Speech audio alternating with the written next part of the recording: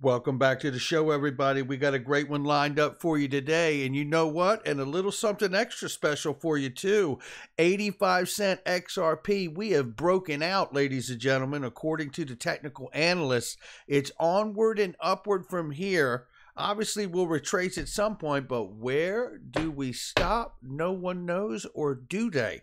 We're going to talk about Bitcoin acceptance. We'll tell you where. Update on yesterday's craziness with the U.S. infrastructure bill and where we're at today. There will be a vote today. We'll tell you when. We're going to hear from senators. We're going to hear from USD Tether and USD Coin and Visa. Hello, may be the new US dollar in the public-private relationship. And we're also going to talk about the XRP price breakout. We're going to hear from a couple different technical analysts before we get out of here today. Somebody roll that beautiful intro. This is Digital Perspectives with Brad Kimes. Subscribe for new content notifications. Now, here's Brad Kimes. Come on in. Welcome back to the show, everybody. You can follow me on Twitter at BackupBradleyAbove, and everything that we're talking about here today, $1.871 trillion for the cryptocurrency market cap, like the little engine that could. I think I can. Right? We're headed back to $2 trillion for a cryptocurrency market cap. And remember, 2.5 plus was the all-time high for the cryptocurrency market cap as well. Right now, Bitcoin at 45,800 plus.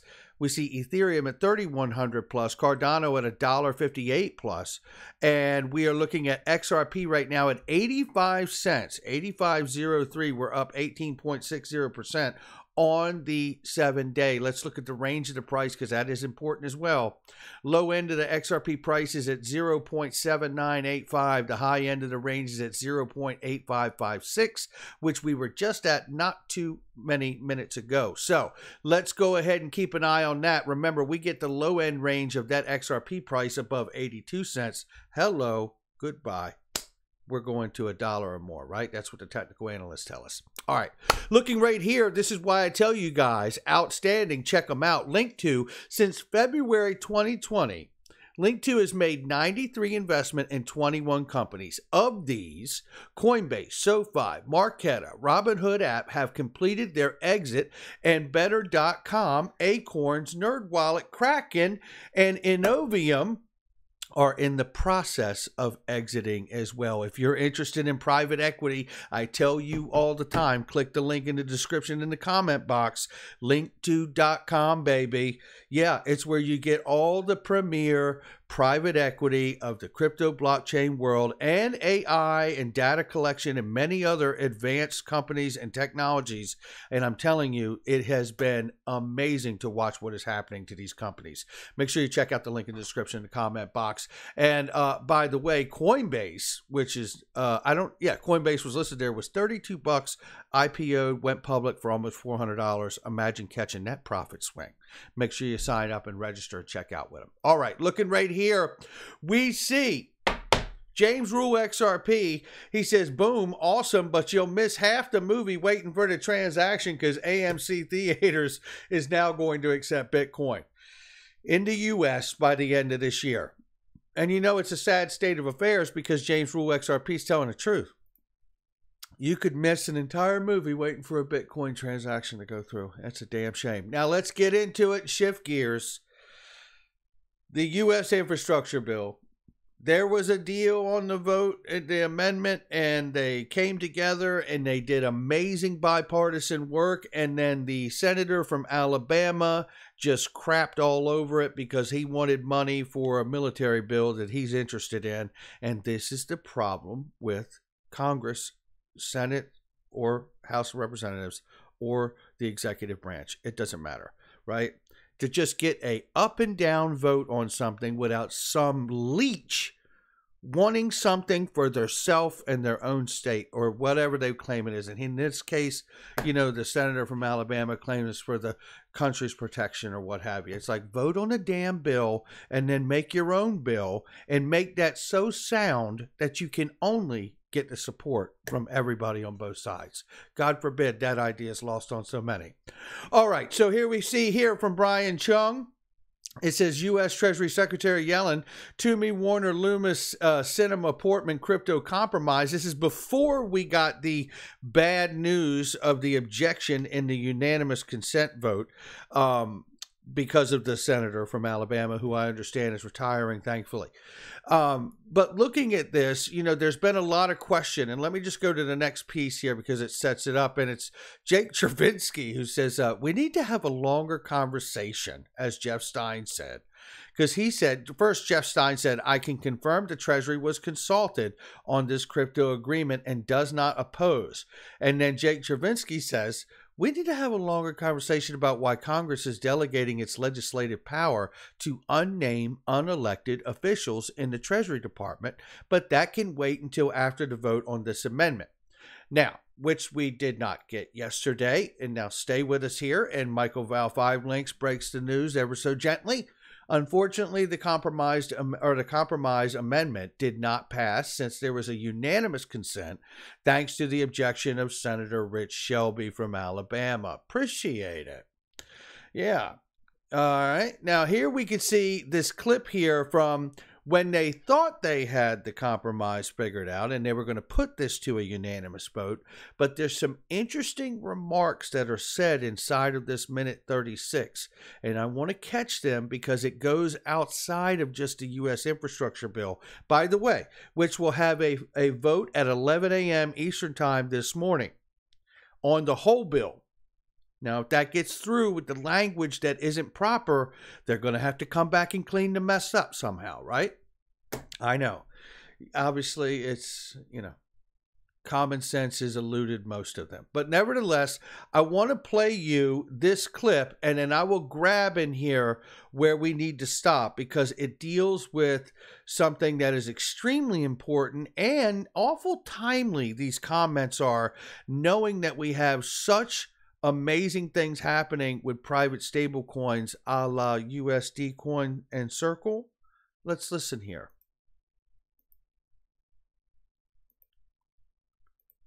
Right here. All know it's because they don't want the competition for the digital yuan. She's talking about why China kicked out Bitcoin miners, and she's absolutely right. They don't want anything competing with the digital yuan, for which they can see everything you do with the digital yuan, and they can't, and no one else can, right? So that's not exactly a solution either, right? So listen here. They want their currency, which is not transparent on the blockchain, but that allows them access to the information on how the digital yuan is being used. Mm-hmm. We want to make sure that if there is a digital dollar or if stable coin becomes the standard for the fiat currency world.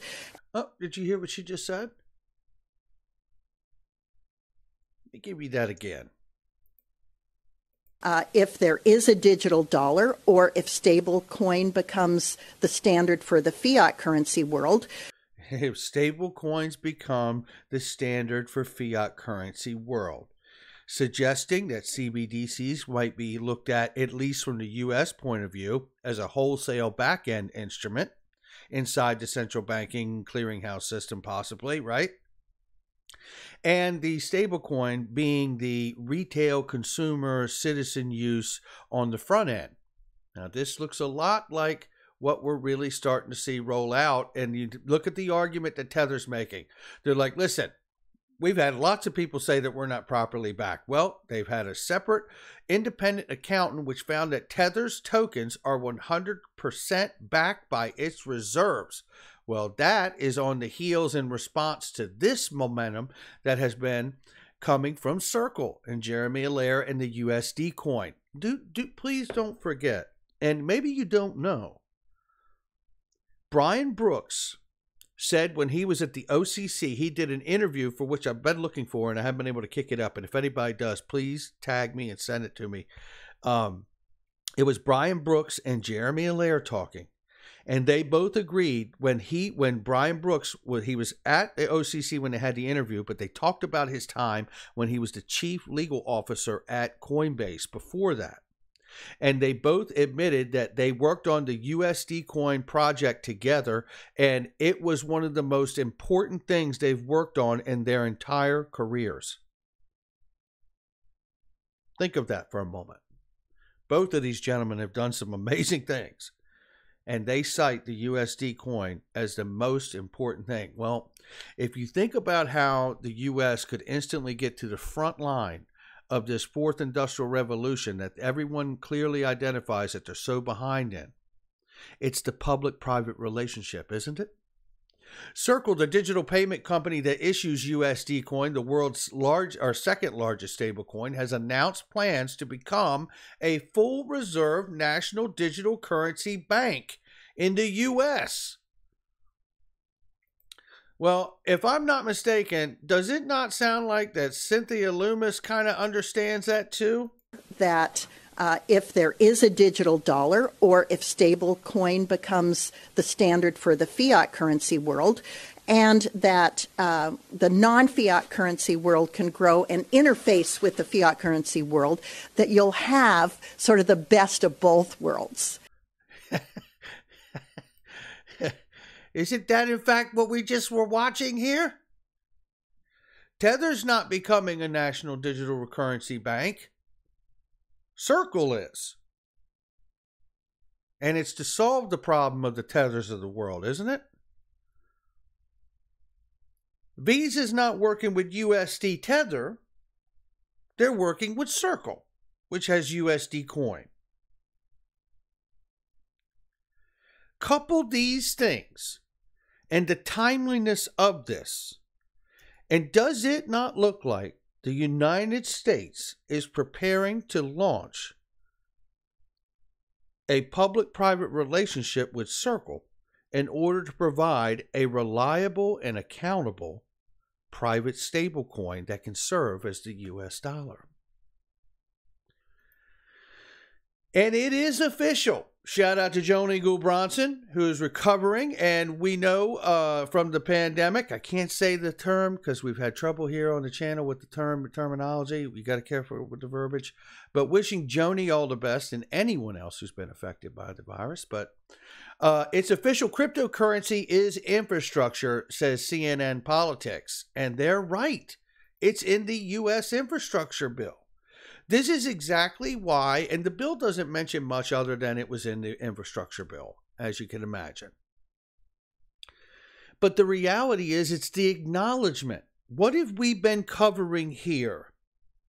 The GameStop narrative, which was blamed on the retail investor, which if you dig deep enough, you will understand that Robinhood sold our data to the largest firms so they could know which side to place their bets on. Wall Street Bets is running around thinking they moved the market, when the truth is that, Robinhood was just selling your data to the larger pockets, and then they moved it needle and let you think you did. Now, that's been going on for decades with the greediest entities of the world. Whether you're talking about Melvin Capital or whether you're talking about JP Morgan or Goldman Sachs, it doesn't matter, right? The reality here is that they had to reveal that the market infrastructure for the markets, for the trading markets and trading platforms, is antiquated and vulnerable. And they couldn't say, look, we know it's vulnerable. We know it's not properly built and it's prone to attack and manipulation.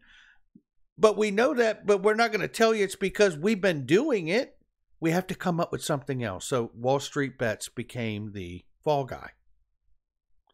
Then the cyber attack on the oil pipeline. Then the cyber attack on the largest meat producer. Then the cyber attack on a huge IT company that has 10,000, 11,000 companies it represents. Antiquated, vulnerable. That's what we're looking at. And then we see a U.S. infrastructure bill that has cryptocurrency in it, and it's so important we get it right. Well, they're going to vote on it today.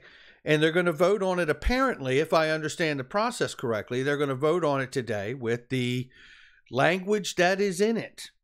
And when it gets to the House, we'll see what happens. But it does appear to me that if this goes out the door like the way it is, they're going to have to come back and clean this mess up. But there's another important point here. When Jake Travinsky asked, why is unelected officials to the legislation body or legislature body being consulted and asked how to go on a bill through Congress? And we're talking about the Treasury, because it was clear and open that the Treasury was consulted on this U.S. infrastructure bill. And I believe that it's not because of some nefarious activity. It's because, in fact, as we just saw, cryptocurrency is infrastructure. And no, we're not talking about Bitcoin. We're talking about the XLM, XRP protocols, Algo, right? XDC, all this technology that are payment networks, smart contracts of sorts, right? That are serving, will serve to move the world's money and value. Of course, you're going to have to consult more than just Congress. Congress is going to give the legislation, but Congress needs to consult the Treasury to find out which of these payment networks are going to serve to move the money of the world for the countries of the world, right? And no, we're not just talking about shucking Bitcoin back and forth with each other like marbles. We're talking about consulting with the Treasury because they have the ability to deem something systemically important, from the Dodd-Frank Act through FSOC, which is a regulatory agency connected to the Treasury, which, by the way, is not a market regulator like the CFTC or the SEC. It is a prudential regulator, which can tell those regulators what to do. Coming back to here, cryptocurrency is infrastructure. And if it is infrastructure, it's going to be moving money, real money. It's going to be settling derivatives, and lots of them. You know, this is really getting interesting to me because I think this is the process. And I do believe that certain protocols may have to be deemed systemically important or even public good, like the internet, to be used. If we don't legally define these things or hold them to a heightened prudential of supervisory provisions, then what are we saying? No one has to look at this stuff. No one has to hold this to. Think of what we're saying. We've been saying for years, since you understand, especially in XRP and the ledger, all the money. You think they're going to let all the money run across a new payment protocol of new technology and there's no liability in any of this? Well, of course not, right? So we will see what happens at 11 a.m. today. We'll let you know what goes on with that. But right now, we know we got a high sign from Crypto Wizard here. Said XRP closed bullish today, and they were right about that. And if it keeps on going, we could break out, which would push to 99 or just over $1 zone. Head on a swivel, ladies and gentlemen. And even more optimism coming from Crypto Bull 2020. XRP loves to go parabolic. This time won't be any different. He believes it will shoot past $10 within a few weeks. And you know what?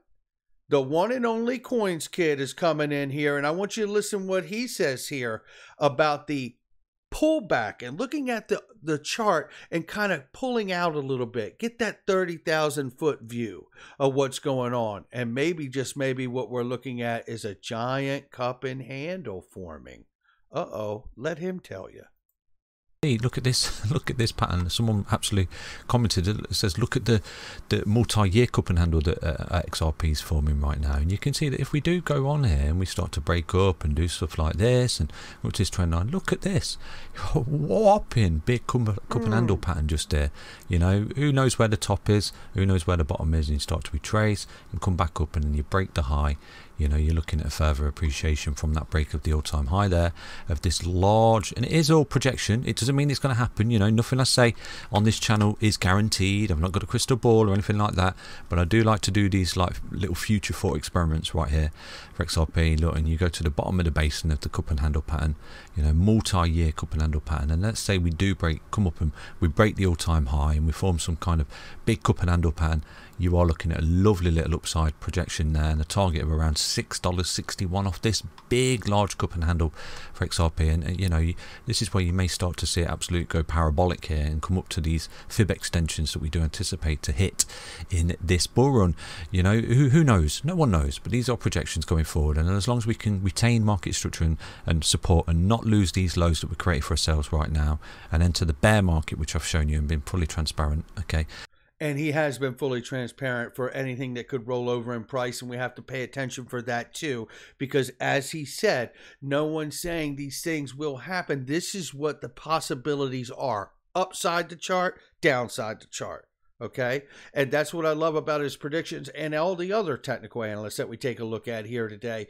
But look at what we're looking at here. We know we've had a breakout, so we could be running up against the dollar right here. We could see more of that sideways motion, right? Consolidation, and then if it does turn out to be the cup and handle, if we peak up at maybe $3, could be higher, could be a little lower, right? And then retrace back like he's talking about, and then head towards these other targets of $6 plus, or $8, $13, $27, which has all been on the table since the end of last year, the first of this year. And the thing I find amazing about it is that with all the technical experts out here, and I believe everybody we've looked at is one in my eyes. And to be perfectly honest with you, you know, they have said the entire time, and Dark Defender too, who we're not covering today, but he's been amazing. And they have all told us that regardless of the sideways price action, everything that we've been through, none of these price targets have left. And they would have told us if they were off the table. And that's the thing that really, really fascinates me about all of this. All right, that's going to do it for me. Make sure you check out the links in the description and the comment section. And I Trust Capital is the best gold, crypto, silver IRA. Hey, you know what's better than crypto? Tax-free crypto. That's right, tax-free IRA. Make sure you check the link in the description and find out for yourself. I'll catch all of you on the next one.